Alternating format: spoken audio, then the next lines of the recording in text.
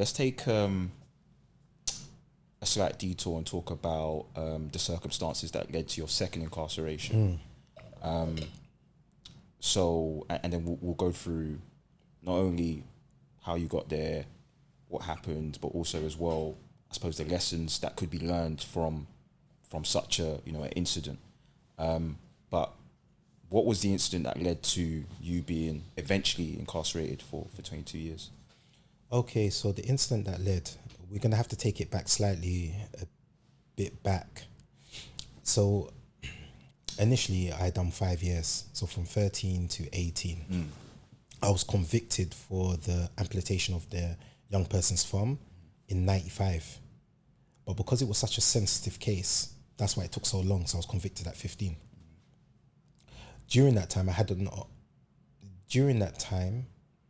I absconded from Stamford House for, I think it was like a couple of months or so. So you actually escaped? It weren't so much that, because there was two sides. They had a more secure part and they had another part, but you still had to stay within the compound. Right.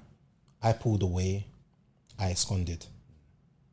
Then I attempted to rob an Abbey National. During that, I received another sentence for that as well, to run concurrent. Okay. So I had 3.5 years. Wow. The police came and visited me, and they basically said that we believe that you also have, look, you've done another string of robberies. There used to be a hype, and they used to call it Shabby in the Abbey. So a lot of the post offices, Abbey Nationals were being robbed. Yeah, also call it steaming. I think that was the term. The government called it steaming. Yes, yeah, that's correct. Steaming, yeah. So I think it was a thing that first started in Brixton, and then it spreaded. Yeah, from there. Sorry to cut you. I know Quincy talked about that in his story. I know someone as well. Yes, that's correct. And he talked about similar thing, right?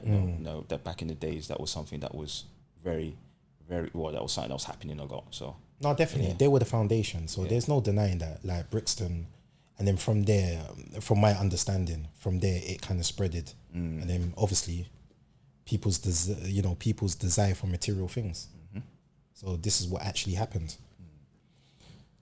So, I was always taught as well that basically, if they haven't caught you with anything, then you don't put your hands up to something that basically they've got no evidence to. So I said, I don't know what you're talking about.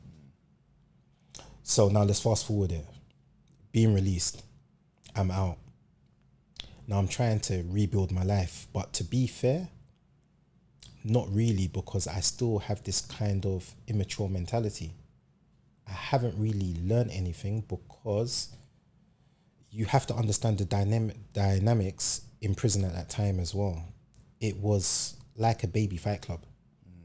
There was no rehabilitative courses in the early 90s. It was like you do your time and then you're released.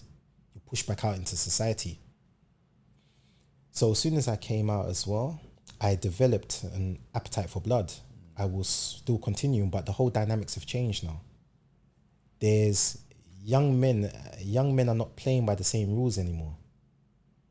And now the objective is money. So I was getting kind of increasingly frustrated as well. And I remember my father trying to calm me down. He's got this like soothing voice. And my mum, because my mum, she's played an amazing, part in my life as well. So I have to thank my mum as well for all the patience, everything that I put her through. Big up, man. So yeah, 100%. He would always say, "Son, just patience, just patient." But being at that age as well, you're not seeing that. I'm trying to have a bank account. I couldn't even get a bank account. It was like I was blacklisted. So I just thought, you know what? I know I've said this before, but it was just the Jean Valjean syndrome. So if you know, like through the book Les Miserables as well, Jean Valjean was a guy that was incarcerated because he tried to, feed his family. He broke a glass, he took some bread, and then he was incarcerated. And, his ability to never accept being incarcerated, he was always trying to escape. And then eventually he done 19 years. He came out trying to change, but society won't allow him to. And then he just rebelled. And so we always call that the Jean Valjean. I know I've said this before, and that's how I felt. I just gave up. and I carried on with my criminality. On that night it mentioned, I got a phone call saying that these individuals were engaging in illegal activities. We went there, going to obtain. The individual tried to play ignorant, like he didn't know. Everybody knows he was partaking in those types of activities. So he gave me an envelope of cash. And I said, you know that I haven't come for those reasons. And I said, if I have to ask you one more time and I produce it, you know that I'm going to use it. And I know that individuals and viewers may be horrified by this, but you also have to understand at that time as well, and the kind of culture that we had as well. I had the mentality, it was like a spaghetti western.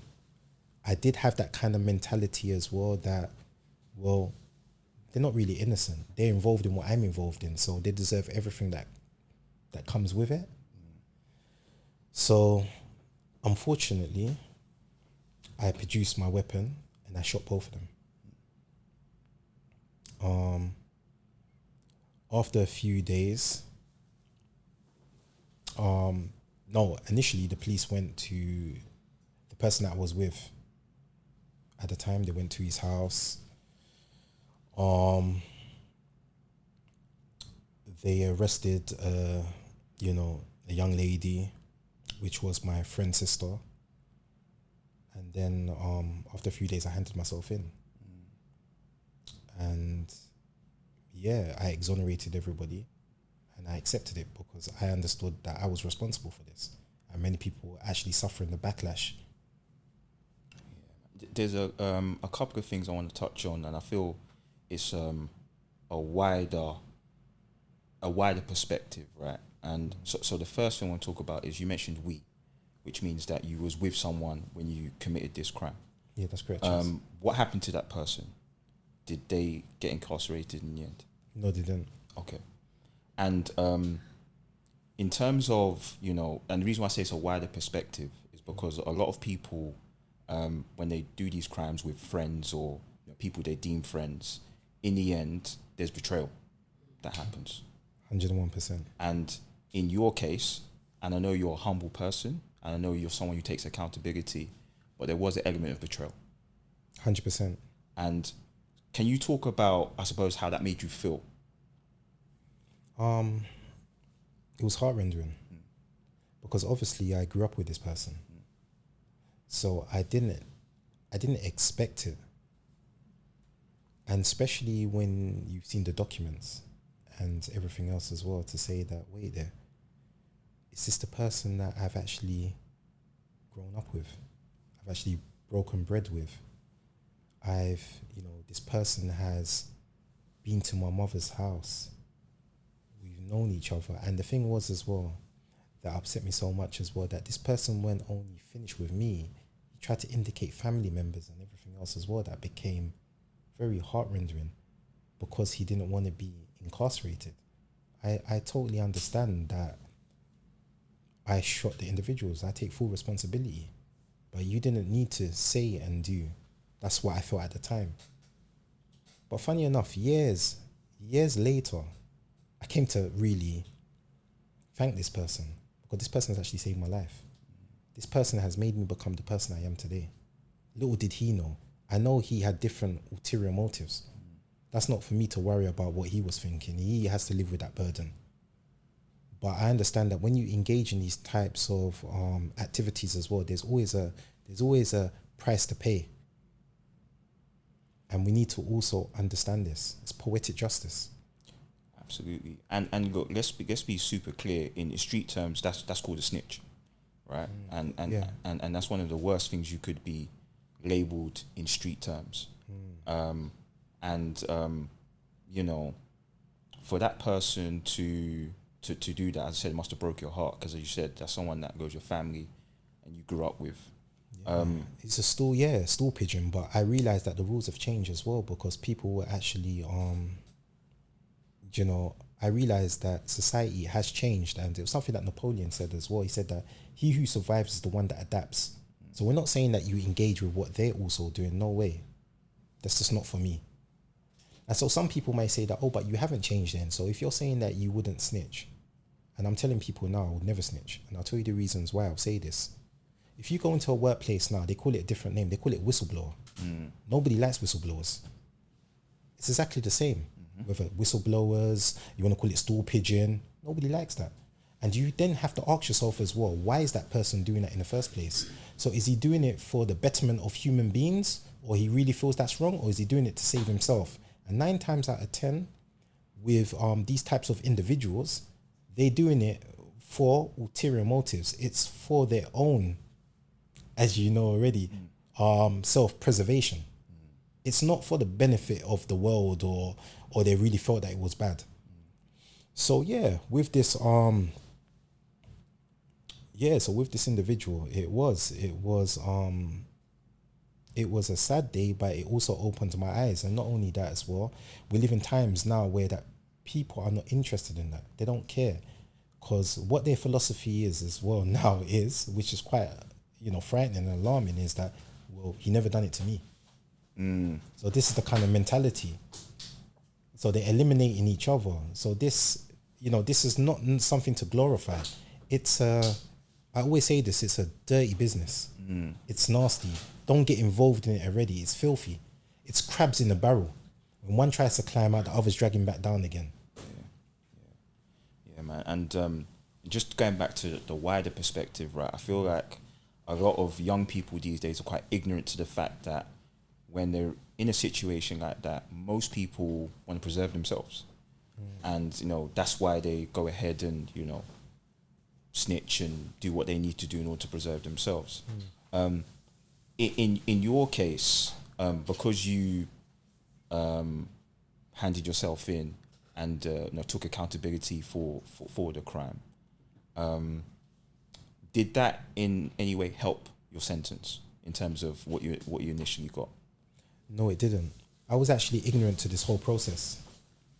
Right. So, as you know already, that in my times, a gun-related murder was 20 years.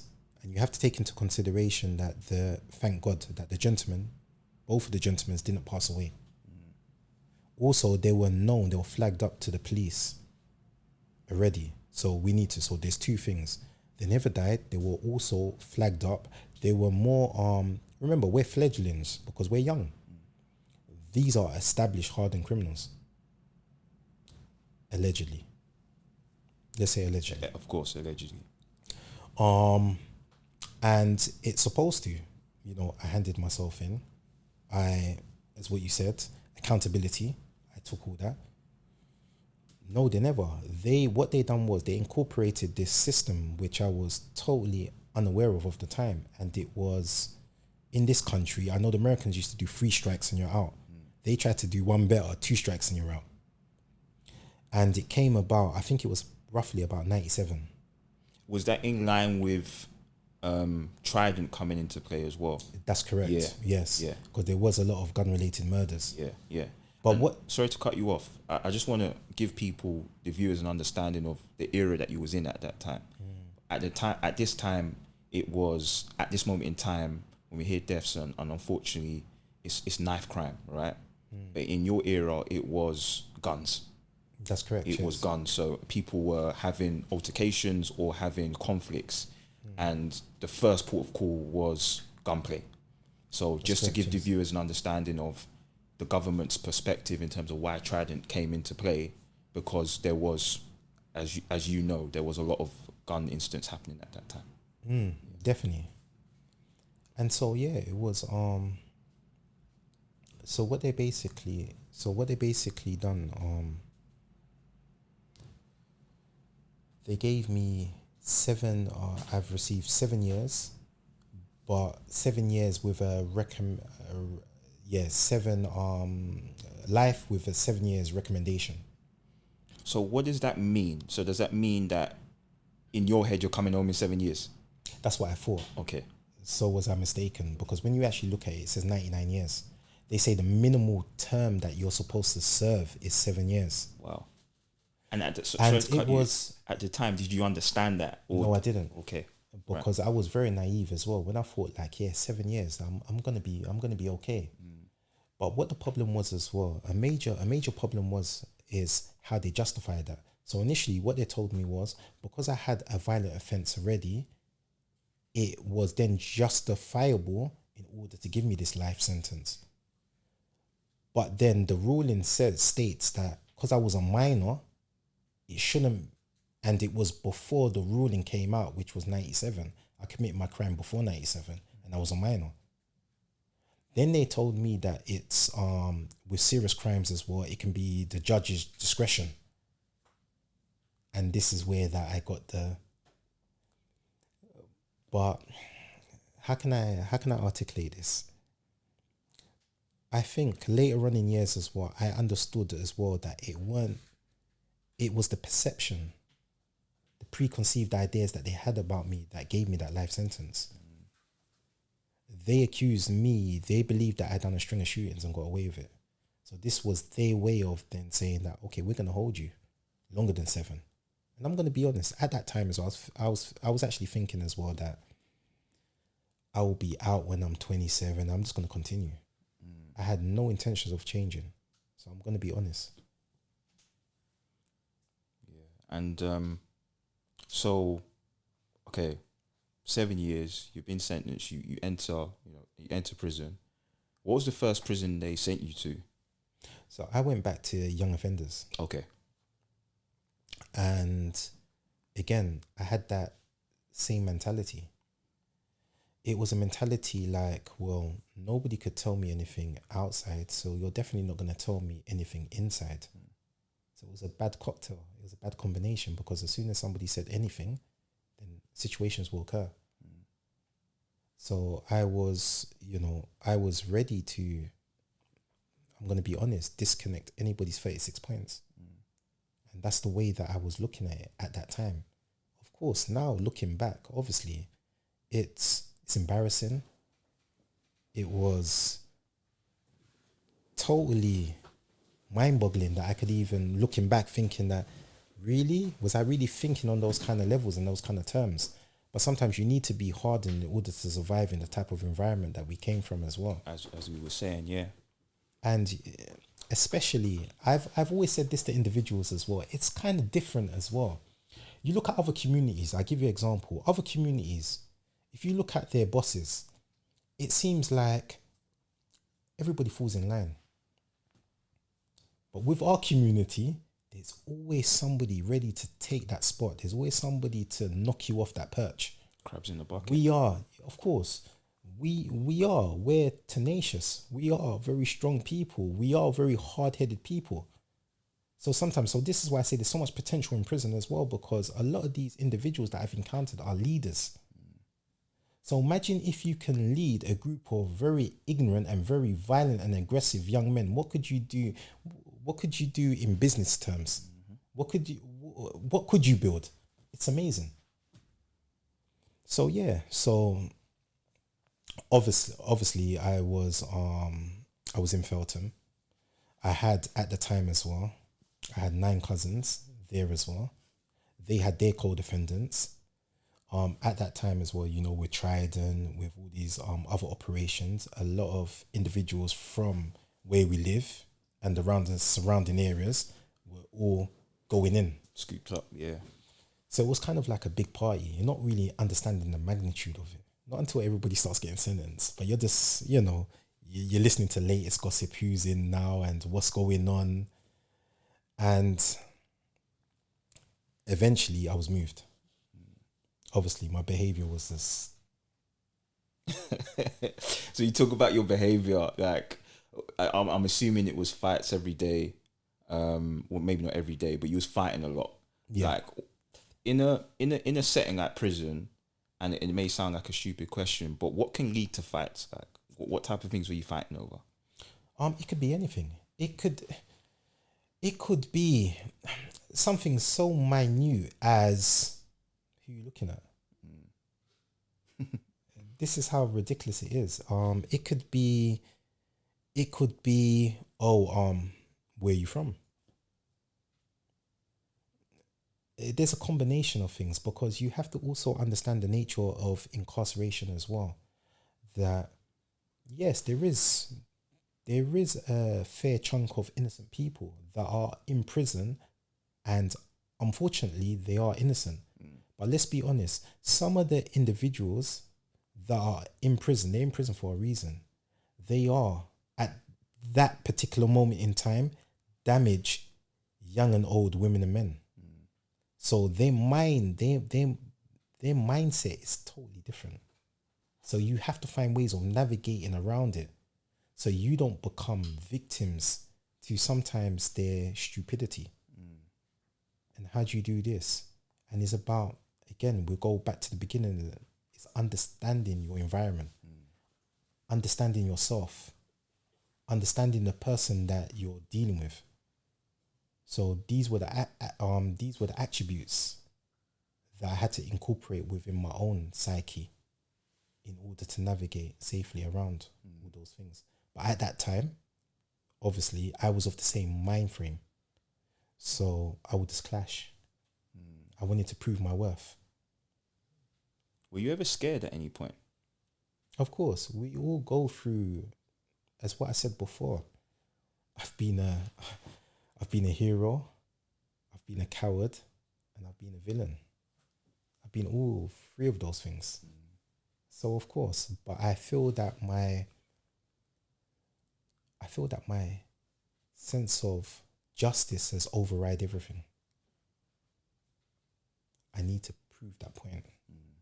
I need to show you that you cannot do this to me. I don't care who you think you are.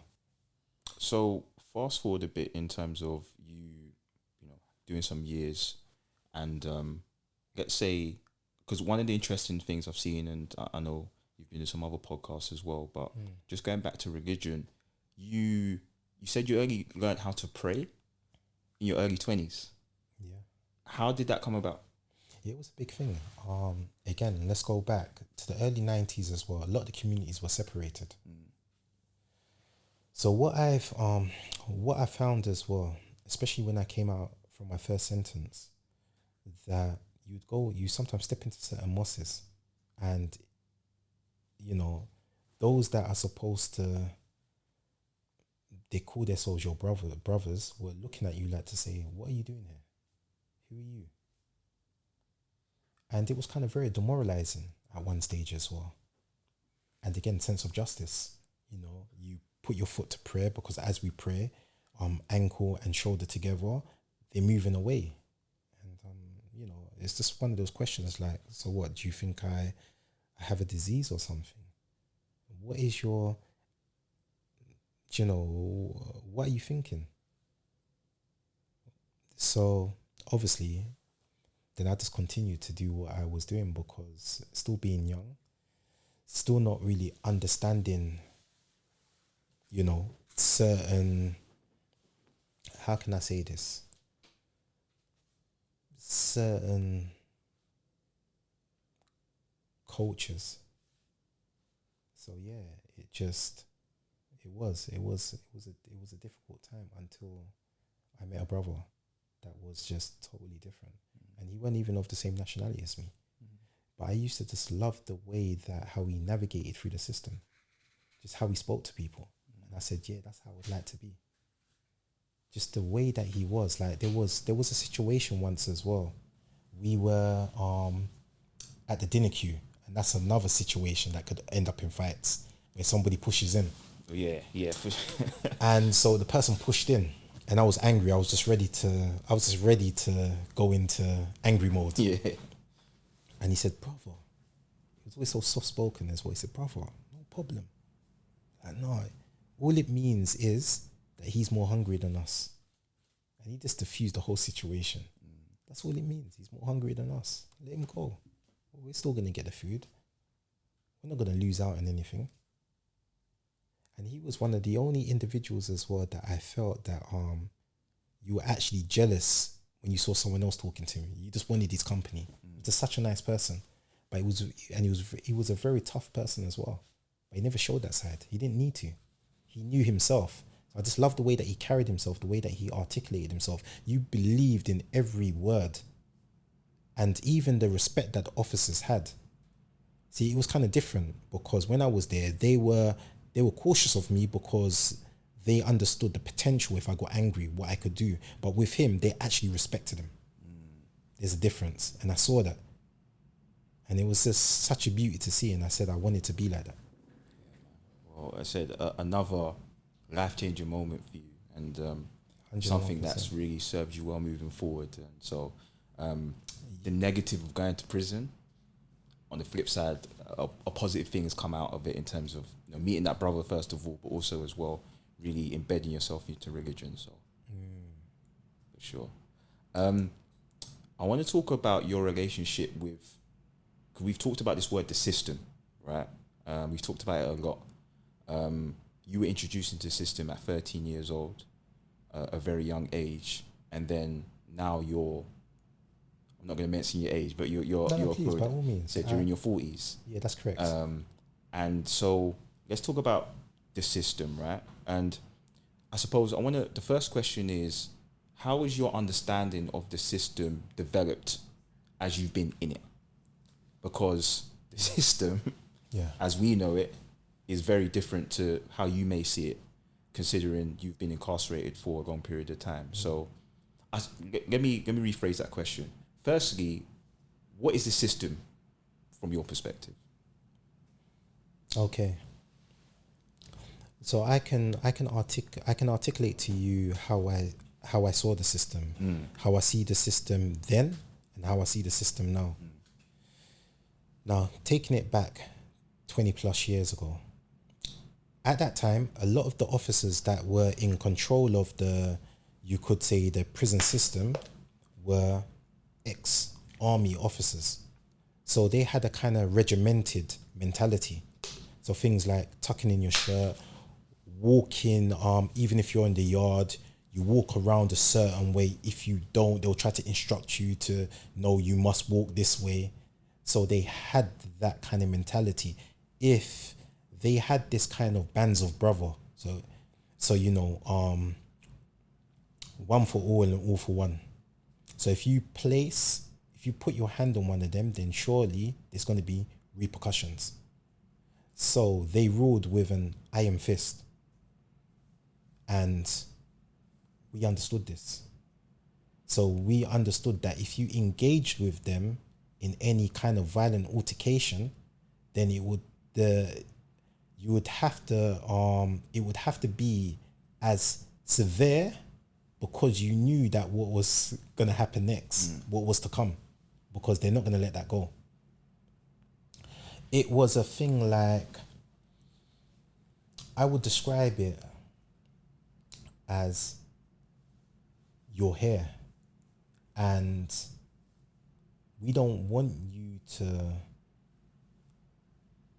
don't deserve to be happy. You're a pariah of society, and we're going to treat you like that, the pariah of society.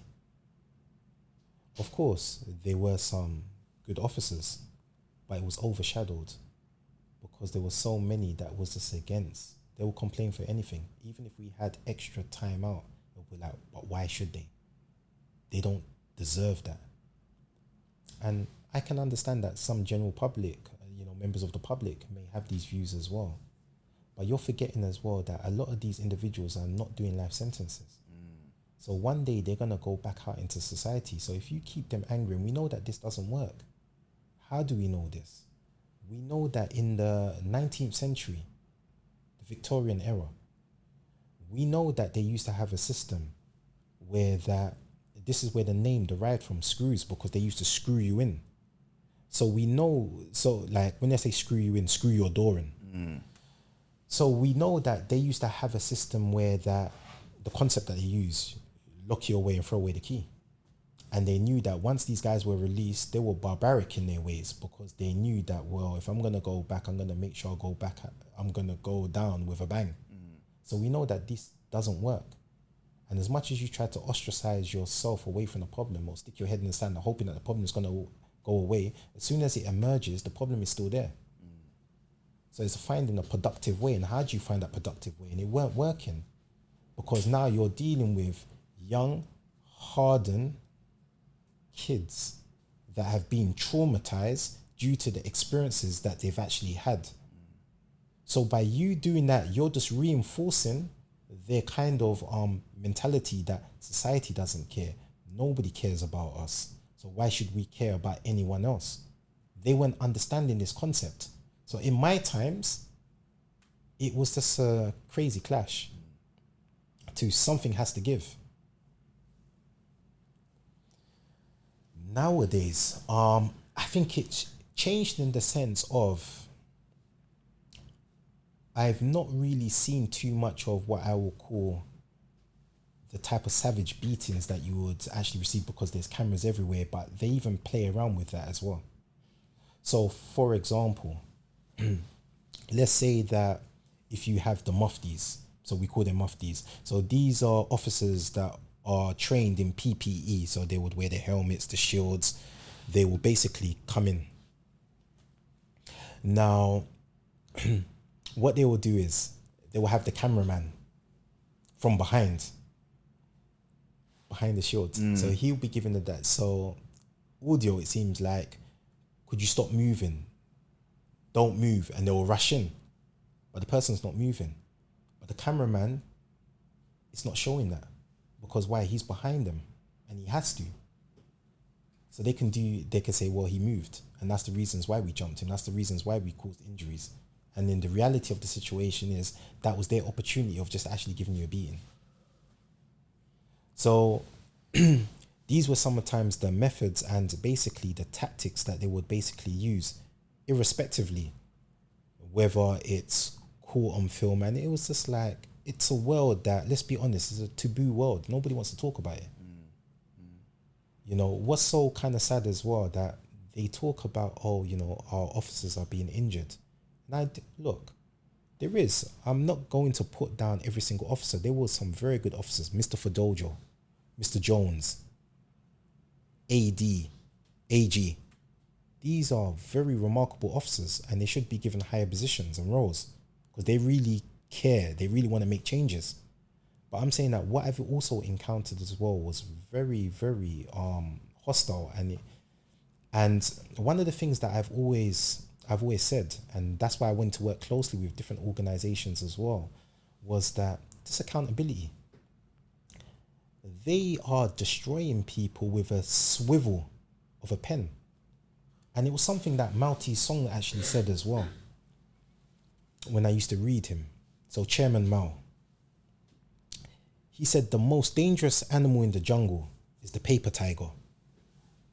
And so I used to say to myself, what is the paper tiger? He says the bureaucrat, the pen pusher. These are the most dangerous people. They can write anything and say anything, and that will follow, that will linger all the time. Because the next question people are posing, but there's no smoke without fire. But at the same time, you're not knowing that this young man or this young woman, they're there for a reason. They are actually damaged. So is this what we actually do with vulnerable people? Are we saying as a society as well that we accept all this? And there's cases that people are even unaware of. Look, they keep things quiet. They like to highlight things that we've done. Mm-hmm. But at the same time as well, there was a case where that in a prison where the officers were actually convicted. So these are facts. They had a chart. And what this chart had as well was 10 points for, they say 10 points for beating up a Muslim, 9 points for beating a nigger. Excuse my listeners. And they were so stupid enough to leave it in the office and they got caught out and they all went in prison for it. So they had all their names and they had points of how much tallies that they've had of all the things that they were actually doing. Now, where's the big media outcry on regards to this? This is all kept hidden.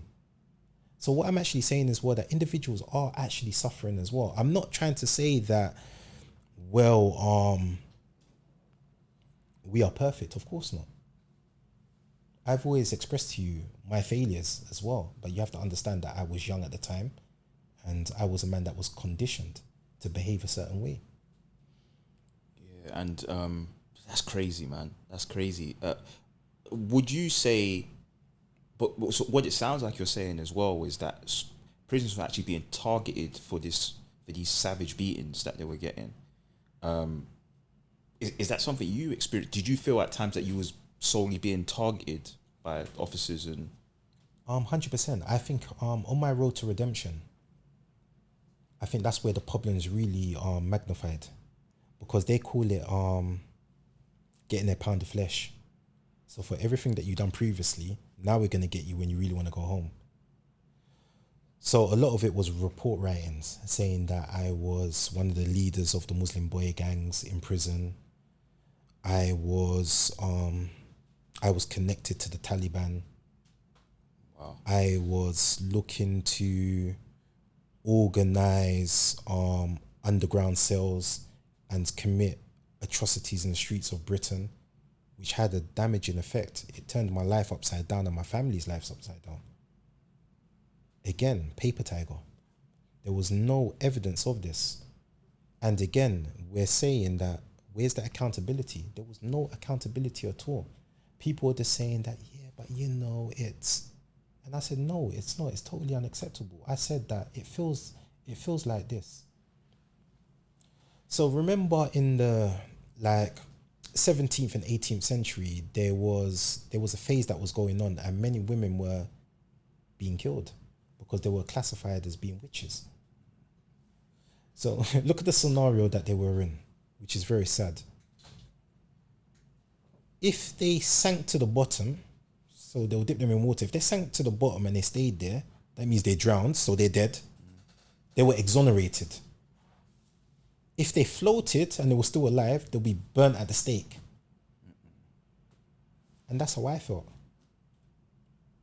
So if I sank at the bottom, so that means going into depression, because I'm being suppressed, oppressed, and depressed, then what would happen? I would lose my mind and I will end up in probably a mental institution.